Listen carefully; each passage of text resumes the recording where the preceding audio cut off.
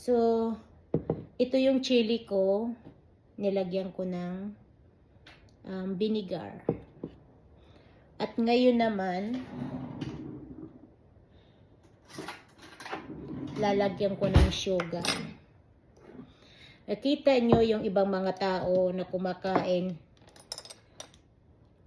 sila, tapos hindi sila naanghang.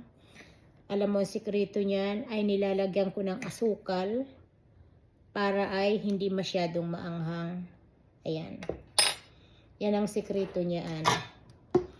Hindi maanghang. So, pakaraan ng mga ilang araw ito doon, mga 2-3, ay yung ano niya, mapupunta na doon, yung tawag nito, yung anghang niya. At pag tinikman ninyo, kinain niya ito ay hindi na masyadong maanghang. Medyo matapit, tamis-tamis na. Kaya tawag dyan ay pickle. Ayan. 3 klase ako gumawa. 3 klase akong gumawa ng pickle.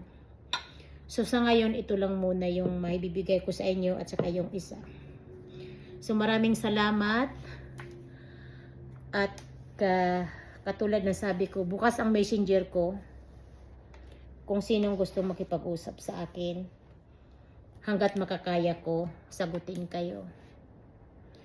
Bibisita ako sa bahay nyo kung deserving kayo ng makuha ang puso ko. At saka yung tong chili ko. Love you.